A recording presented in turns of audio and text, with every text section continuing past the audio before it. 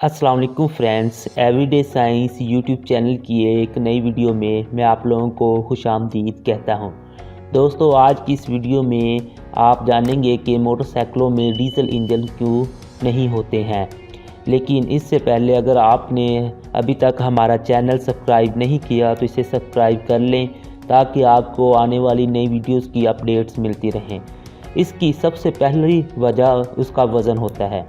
Diesel मोटरसाइकिलों के ना होने की एक बड़ी वजह यह है कि डीज़ल इंजनों का कंप्रेशन रेशियो 24:1 होता है, जो कि पेट्रोल इंजनों के कंप्रेशन रेशियो 11:1 से काफ़ी ज़्यादा है। इस तरह इस हाई कंप्रेशन रेट को संभालने के लिए डीज़ल इंजन को बड़ा और भारी मवाद से बनाया जाना चाहिए।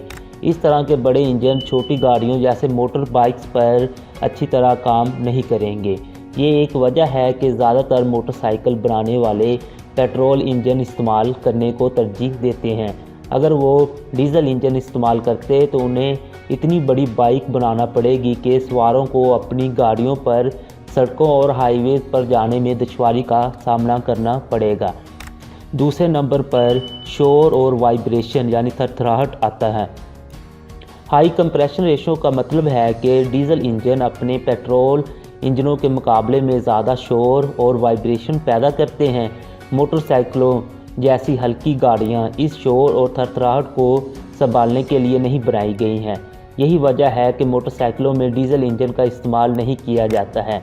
दूसरी तरफ पेट्रोल इंजन कम कंप्रेशन रेशो के साथ आते हैं। इसका मतलब है कि वो निस्बतन कम शोर और वाइब्रेशन पैदा करते हैं और मोटरसाइकिलों में इस्तेमाल के लिए मौजू हैं।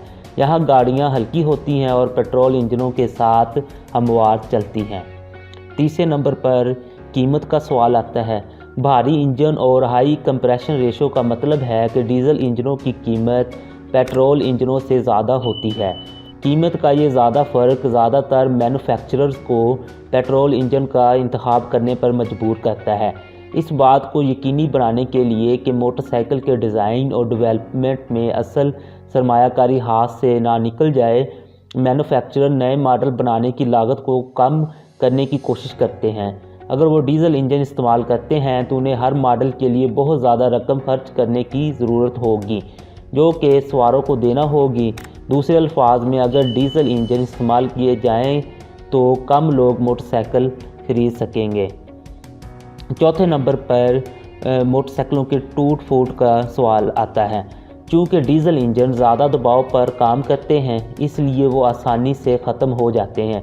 इन इंजनों में टूट फूट को कम करने के लिए आपको हर 5000 किलोमीटर के बाद तेल की तब्दीलियां करने की ज़रूरत है। पेट्रोल इंजन के साथ आपको तकरीबन 6000 किलोमीटर से 8000 किलोमीटर के बाद सिर्फ तेल की तब्दीली की ज़रूरत होती है। डीज़ल इंजनों के लिए तेल की इन बार बार तब्दीलियों का मतलब ये है कि सार्फिन को अपनी मोटरसाइकिलों को बरकरार रखने में ज़्यादा वक्त और पैसा लगाना पड़ेगा। ताहम चूँकि पेट्रोल इंजन के साथ ऐसा नहीं है, इसलिए मैन्युफैक्चरर्स पेट्रोल इंजन इस्तेमाल करते हैं। पाँचवें नंबर पर साइज़ की बात आती है। डीज़ल पेट्रोल के मुकाबले में फ़ी गैलन ज़्यादा तवानाई पैदा करता है। जब ये जलता है तो ये बहुत ज़्यादा गर्मी पैदा करता है, जिससे इंजन के पुर्जे यानी सिलेंडर की दीवारें तबाह हो जाती हैं। इस गर्मी को कम करने के लिए आपको एक मुनासिब कूलिंग सिस्टम और इंजन के लिए ज़्यादा सतह की ज़रूरत होगी।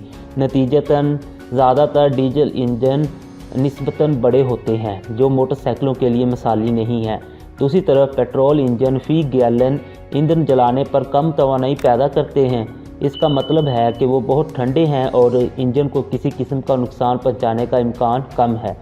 इसके अलावा चूँकि बाइक की सतह कम होती है, इसलिए ऐसा इंजन इस्तेमाल करना कोई मायने नहीं रखता जो ज़्यादा गर्म होने, बाइक को तबाह करने या सवार को नुकसान पहुंचाने की सलाहियत रखता हो। उम्मीद है आपको इस चीज़ की समझ आ गई होगी कि हम मोटरसाइकिलों में पेट्रोल इंजन ही क्यों इस्तेमाल करते हैं।